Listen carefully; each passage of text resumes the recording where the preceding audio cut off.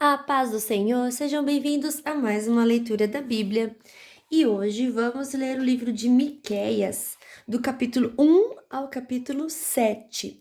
Vamos iniciar e finalizar também mais um livro. Glória a Deus. Gente, falta pouquinho para a gente iniciar o Novo Testamento. Iba, tô bem feliz. Gente, olha, vou confessar para vocês que parecia que não terminava mais, né, o Velho Testamento. É porque o Velho Testamento contém mais livros mesmo, né? Mas eu tô muito animada para iniciar o Novo Testamento. Vamos lá então ler o livro de Miqueias hoje? Miqueias, do capítulo 1 ao capítulo 7. Miqueias 1.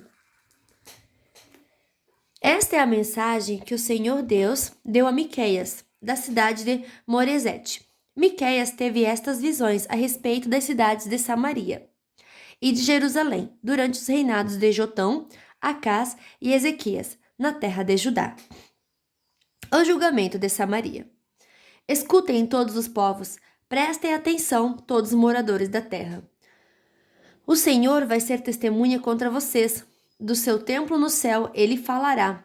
Ele descerá do lugar onde mora e caminhará sobre as montanhas. Debaixo dos seus pés as montanhas se desfazem. São como cera que se derrete no fogo. Os vales se abrem, como se uma enchente os cortasse ao meio. Tudo isso acontecerá porque o povo de Israel pecou e se revoltou contra Deus. Quem é culpado da revolta de Israel? É o povo de Samaria. E quem é responsável por haver santuários pagãos em Judá? É o povo de Jerusalém. Por isso o Senhor diz: Eu farei com que a cidade de Samaria vire um montão de ruínas em campo aberto. Farei com que seja um lugar para a plantação de uvas. Farei com que as pedras da cidade rolem monte abaixo e que os alicerces das casas de Samaria fiquem aparecendo. Todas as imagens serão destruídas. Toda a riqueza, conseguida à custa das prostitutas dos seus templos pagãos, será queimada. E todos os ídolos virarão um monte de ruínas.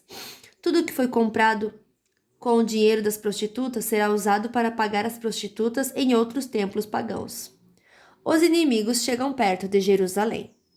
Por isso eu choro e grito de dor, e em sinal de tristeza ando descalço e nu, uivando como uma raposa e soltando gritos de dor como uma avestruz. Pois os ferimentos do povo de Samaria não podem ser curados. A destruição já atingiu Judá e está perto de Jerusalém, onde vive o meu povo. Não contem em Gate a nossa derrota, nem comecem a chorar. Povo de Bet-Leafra, role no chão em sinal de desespero. Moradores de Safir vão nus e envergonhados para o cativeiro. Os que vivem em Zaanã não devem sair da cidade. Quando ouvirem o povo de Bet-Esel chorar, vocês saberão que eles não os podem ajudar. Os que moram em Marote esperam ansiosos por socorro, pois o Senhor fez a desgraça chegar bem perto de Jerusalém. Moradores de Laquis, atrelem os cavalos aos carros. Vocês fizeram o mesmo que os israelitas, isso é, levaram o povo de Jerusalém ao pecado. Portanto, povo de Judá, diga adeus à cidade de Moresete e Gate. O povo da cidade de Axibe será uma armadilha para os reis de Israel. O Senhor Deus diz: Vou entregar a cidade de Maressa nas mãos do inimigo, e as autoridades de Israel irão se esconder na caverna, que fica perto da cidade de Adulão. Povo de Judá, corte os cabelos e rape a cabeça em sinal de tristeza, pois os seus filhos queridos serão levados como prisioneiros para longe da sua pátria. Capítulo 2. O castigo dos que exploram os pobres.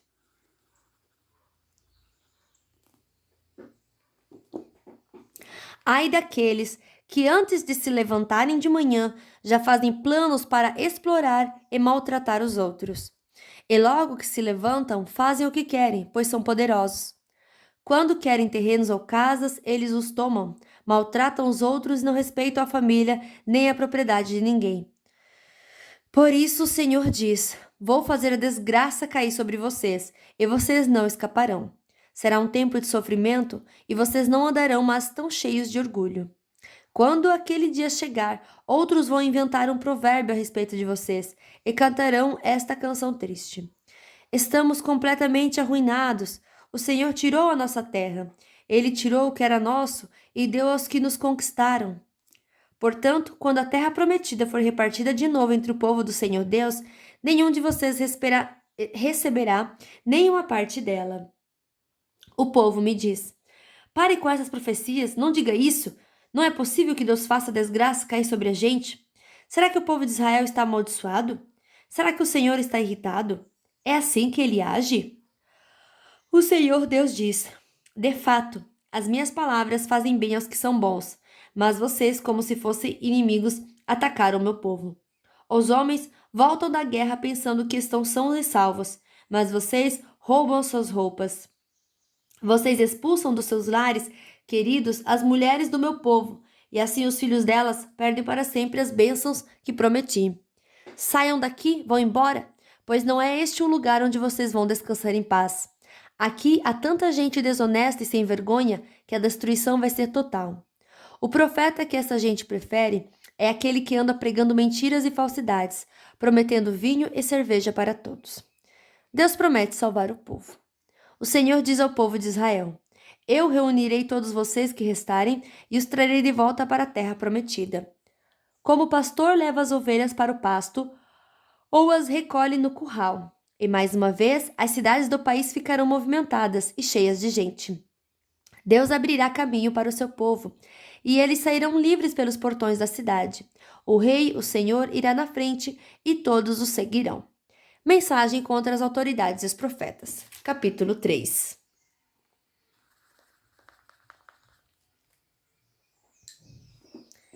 Escutem, líderes e autoridades de Israel. Vocês deviam praticar a justiça. E, no entanto, odeiam o bem e amam o mal. Vocês tiram a pele do meu povo e arrancam a carne dos seus ossos. Vocês devoram o meu povo, arrancam a pele, quebram os ossos e cortam a carne em pedaços, como se faz com a carne que vai ser cozinhada. Virá o dia em que vocês clamarão ao Senhor Deus, mas ele não os atenderá. Vocês fazem o que é mal, e por isso ele não ouvirá suas orações. Os profetas enganam o povo.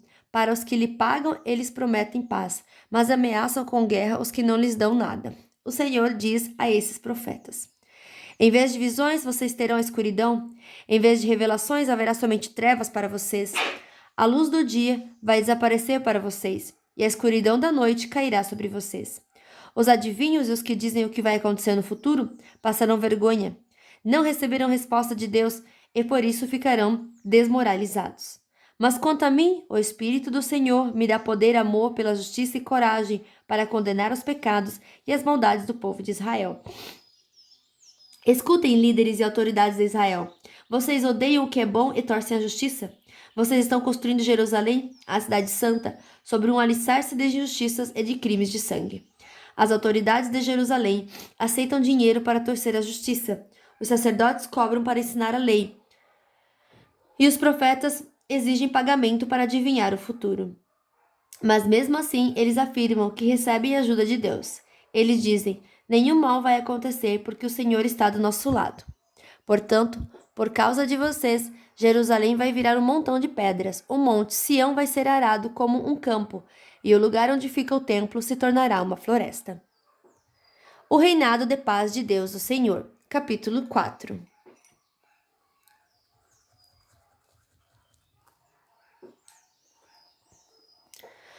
No futuro, o monte do templo do Senhor será o mais alto de todos, ficando acima de todos os montes. Todas as nações irão correndo para lá. E esses povos dirão: vamos subir o monte do Senhor, vamos ao templo de Deus de Israel. Ele nos ensinará o que devemos fazer, e nós andaremos nos seus caminhos. Pois os ensinamentos do Senhor vêm de Jerusalém. É do monte Sião que ele fala ao seu povo.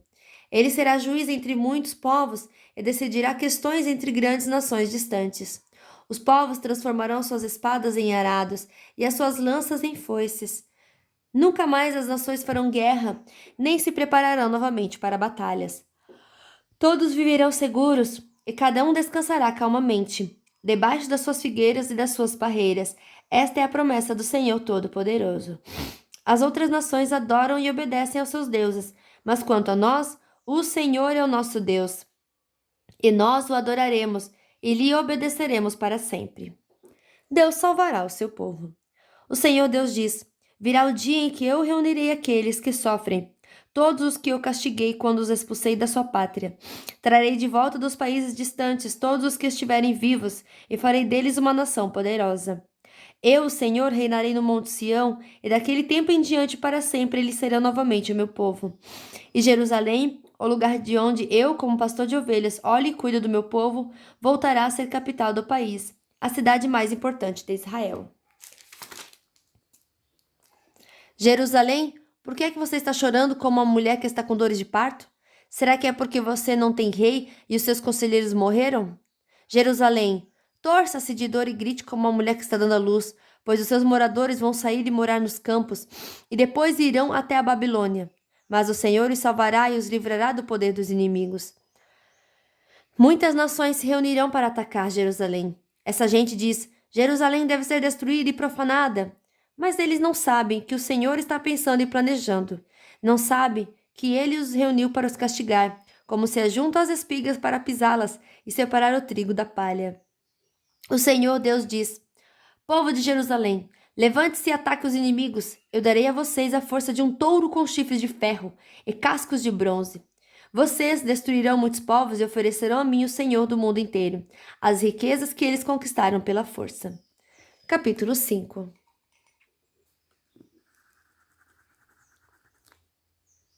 Povo de Jerusalém, prepare-se para se defender, pois as tropas inimigas estão cercando a cidade e querem matar o rei de Israel.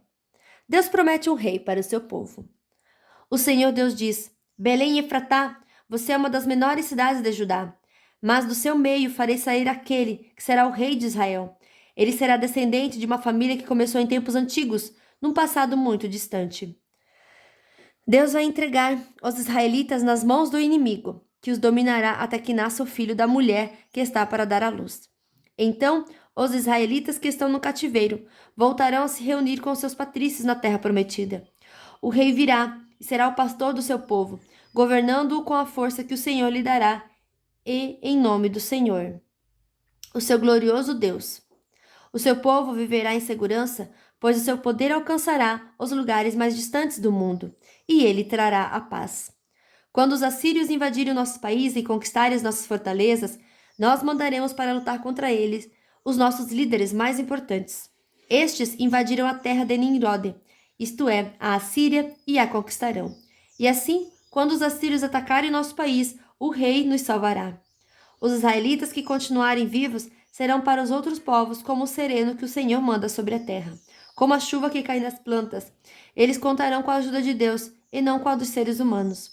Os israelitas que continuarem vivos serão no meio dos outros povos como um leão entre os animais selvagens, como um leão novo que ataca o rebanho de ovelhas e as agarra e despedaça, sem que ninguém as possa salvar. Assim o povo de Israel conquistará e matará todos os seus inimigos. O Senhor diz ao povo de Israel: Naquele dia matarei seus cavalos e destruirei os seus carros de guerra. Deixarei em ruínas as cidades e derrubarei as fortalezas. Acabarei com as suas feitiçarias e os deixarei sem adivinhos. Destruirei os seus ídolos e as colunas do deus Baal, e vocês nunca mais adorarão objetos feitos por vocês mesmos. Derrubarei todos os postes da deusa Azerá e destruirei as cidades.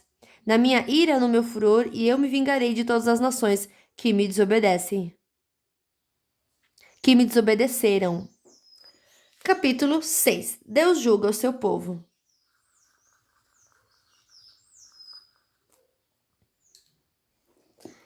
Escutem a acusação que o Senhor Deus vai fazer contra o seu povo. Levante-te, ó Deus, e faze a tua acusação, e que as montanhas e os montes ouçam o que dizes. Ó montanhas, ó alicerces firmes na terra, escutem a acusação que o Senhor faz contra Israel, pois ele tem uma questão para resolver com o seu povo. Ele vai acusar o povo de Israel. O Senhor diz: Meu povo, o que foi que eu fiz de errado? Será que exigi demais de vocês? Respondam. Eu os tirei do Egito, salvando-os da escravidão, e enviei Moisés, Arão e Miriam para os guiar pelo deserto. Meu povo, lembre dos planos que Balaque, rei de Moabe, fez contra vocês, e da resposta que Balaão, filho de Beor, lhe deu. Lembrem de tudo o que aconteceu, desde que saíram do acampamento do Vale das Acácias, até que chegaram à cidade de Gilgal. Não esqueçam nunca as vitórias que eu, o Senhor, consegui. O que Deus exige? O que é que eu levarei quando for adorar o Senhor? O que oferecerei ao Deus Altíssimo? Será que deverei apresentar a Deus bezerros de 1 ano para serem completamente queimados? Será que o Senhor ficará contente se eu oferecer milhares de carneiros ou milhares e milhares de rios de azeite? Será que deverei oferecer o meu filho mais velho como sacrifício para pagar os meus pecados e as minhas maldades? O Senhor já nos mostrou o que é bom. Ele já disse o que exige de nós. O que Ele quer é que façamos o que é direito, que amemos uns aos outros com dedicação e que vivamos em humilde obediência ao nosso Deus.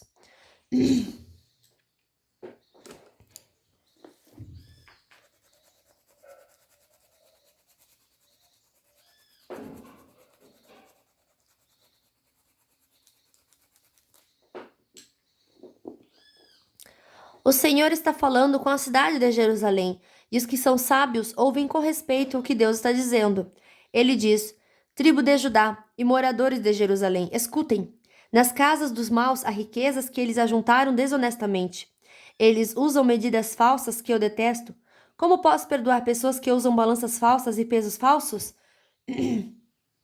Em Jerusalém, as pessoas ricas exploram os outros, e todos os seus moradores são mentirosos e trapaceiros. Por isso, já comecei a castigar vocês, e por causa dos seus pecados vou acabar com vocês.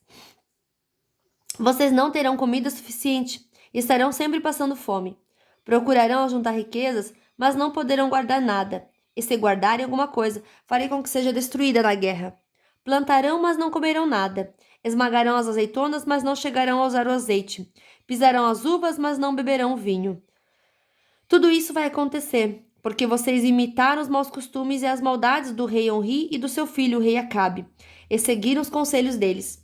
Por isso vou destruir Jerusalém, e todo mundo vai zombar dos moradores da cidade. Vocês serão insultados por todos os povos. Capítulo 7. A corrupção de Israel.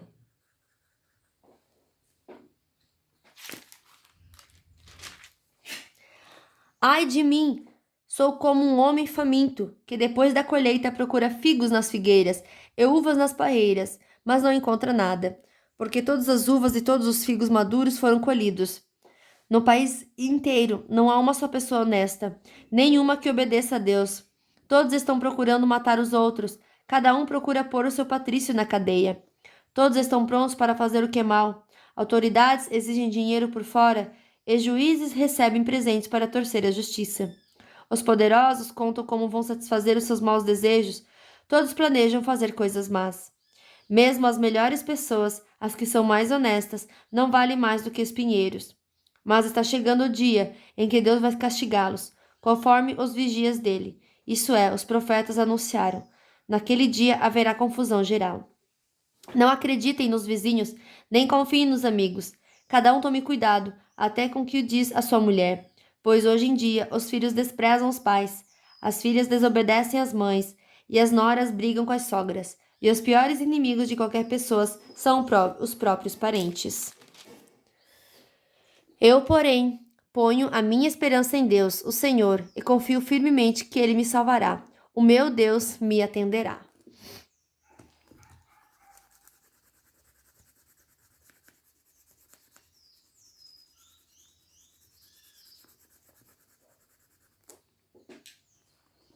Deus salva o seu povo. Inimigos, não zombem de nós. De fato, caímos, mas ficaremos novamente de pé. Agora estamos na escuridão, mas o Senhor será a nossa luz. Nós pecamos contra Deus e agora teremos de suportar a sua ira. Mas Ele vai julgar a nossa causa e nos fará justiça. Ele nos levará para a luz e nós seremos salvos. Quando os nossos inimigos virem isso, ficarão envergonhados, pois disseram: Onde está o Senhor Deus de vocês? E agora vamos ter o prazer de vê-los derrotados. Eles serão pisados como a lama das ruas. Povo de Jerusalém, está chegando o tempo de construir de novo as muralhas da cidade e de mudar para mais longe as fronteiras do país. Naquele dia, os nossos patrícios voltarão para Jerusalém. Eles virão da Síria, do Egito e da região do rio Eufrates. Virão dos mares e das montanhas mais distantes, mas o mundo inteiro vai virar um deserto por causa dos pecados dos seus moradores. Oração pedindo a misericórdia de Deus. Ó Deus, nosso pastor cuida de nós, o teu rebanho. pois vivemos isolados numa floresta cercada de terras boas e férteis. Como fizeste no passado, leva-nos agora para os bons pastos de Bazã e de Gileade.